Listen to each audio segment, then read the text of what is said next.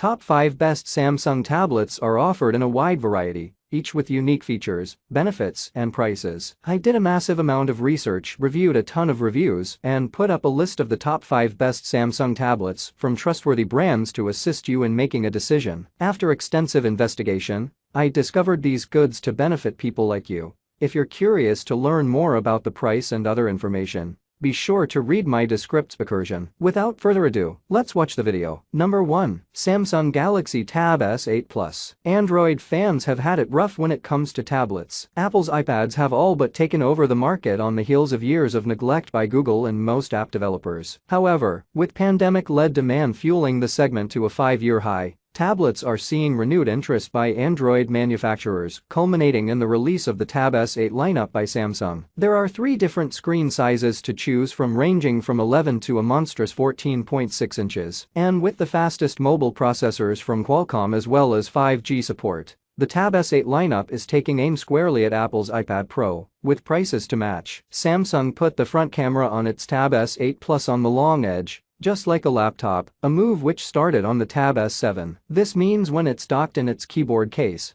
it'll make video calls that don't look off-center like they do on the iPad. Apple strangely continues to place its FaceTime cameras on the shorter edge of the iPads, as if we're all making video calls holding them upright in portrait mode like iPhones. Thank you Samsung for realizing that no one in their right mind does this and positioning the camera accordingly. The 12MP front-facing camera is surprisingly good for video calls, shooting at 4K, and handling varying lighting conditions. It also supports auto-framing where the camera will pan to keep you in the frame as you move about on a video call. It works, but it isn't as responsive or as smooth as Apple's center stage implementation. Around back there are 12MP wide-angle and 6MP ultra-wide cameras, which are nothing exceptional. In bright light, images are sufficiently sharp and colorful, but the images get noisy quickly once conditions get dimmer. Number 2. Samsung Galaxy Tab S8. Samsung has been going steady on tablets for the last few years. The tie-up between Samsung and Microsoft has grown stronger, and with it Samsung's tablet. Let's just face it,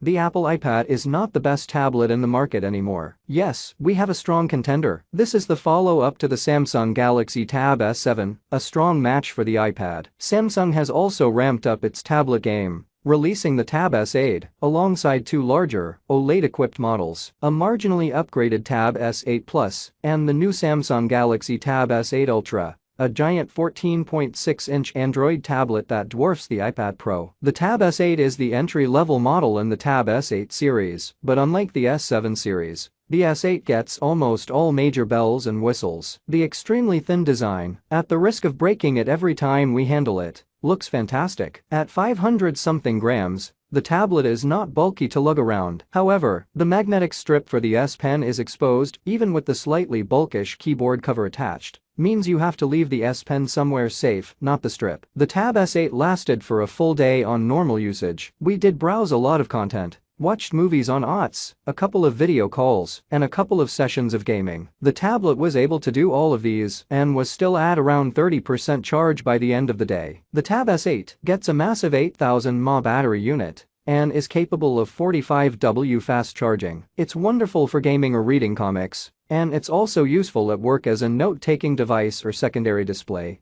and it is also good for binge watching your series online. Overall, the Tab S8 could very well be the best Android tablet on sale right now. Number 3. Samsung Galaxy Tab S7 Fe. The Samsung Galaxy Tab S7 Fe excels in my review due to its large 12.4-inch screen at a cheaper price. But the performance could be better. It sounds like I'm complaining about the screen a lot, but that just happens when comparing a mid-range device to a top-of-the-line premium tablet. Overall, I think the display is very good. It has wide viewing angles, is very sharp, fully laminated, and bright enough to work outside in the shadows. Since it has a width-in level of 1 lira, you can watch Netflix and other services with HD resolution. The air commands are supported too. With those, you can quickly start a new note, take a screenshot and annotate it, use a translation feature, and much more. I noticed one other difference, which is due to the screens. Since the S7 Fe has a 60Hz screen, it looks like the S Pen does not react as instant as it does on a 120Hz screen. You'll see that when drawing fast. That's because of the display and has nothing to do with the pen. Let's get to the end of this Samsung Galaxy Tab S7 Fe review. I've read lots of comments online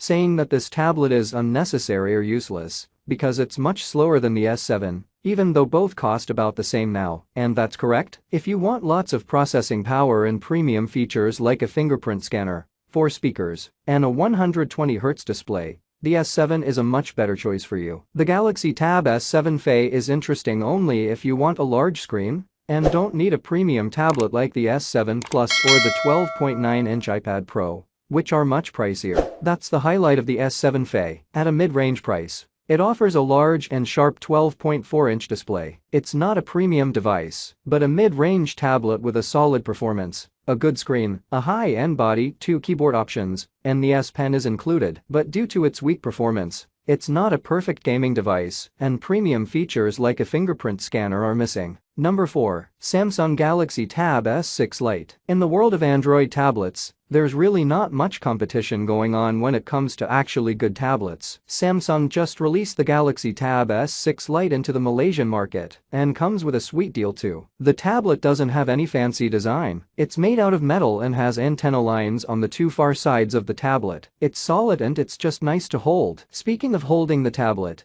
the Galaxy Tab S6 Lite does have an uninterrupted 10.4-inch IPS LCD screen with 2000 x 1200 pixels in resolution. That uninterrupted display means there's going to be a thicker bezel, and the selfie camera is on the left side of the tablet. The Galaxy Tab S6 Lite comes with the necessary ports. It has stereo speakers, 1 on each side, and also an audio jack. Funnily enough, we reviewed another higher-end tablet that does not have a headphone jack. Since tablets are pretty much made for media consumption, audio jacks are important. And yeah, the Samsung Galaxy Tab S6 Lite has Google Mobile services. Everything works like any other Android smartphone in the market, which is a much bigger deal than it sounds. Speaking of which, the S Pen is also included in the box with the Galaxy Tab S6 Lite. This S Pen does not require any batteries. I don't have to worry about charging it. Then, the S Pen also has a button. That button functions just like how it does on the Galaxy Note series of smartphones. Packed with a 7040 mAh battery,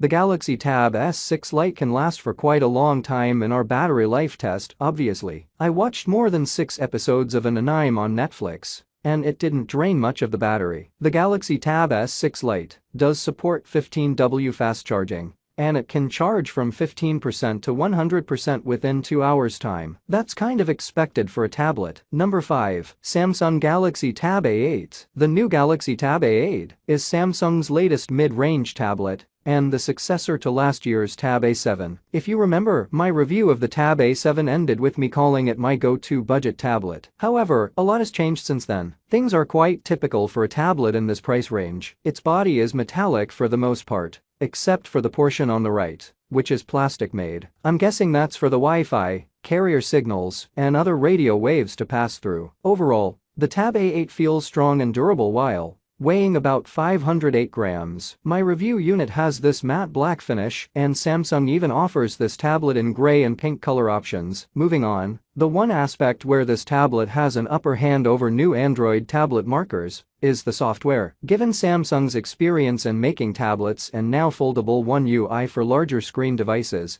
has gotten significantly better over the years. On the other hand, the aforementioned Kids mode is Samsung's answer to Google's Kids Space that you can find on many Android tablets. It is full of fun, kid-friendly content. Moreover, users can set parental control to determine what their children can do inside this bubble, including the screen time, allowed apps, and more. But charging this thing is a bit of a hassle. Although the Galaxy Tab A8 can take in up to 15W power, Samsung only ships a 7.7W charger inside the box. Using a 15W power brick, you can expect its 7040 mAh battery to fill up from 0 to 100% in a little over 3 hours. That's all from my end. I make helpful videos daily, so do subscribe to my channel. If you need more information or if you want to know the product price, check out my description. For any kind of problem, please comment below. Stay updated with our cool products as it will make your life much easier.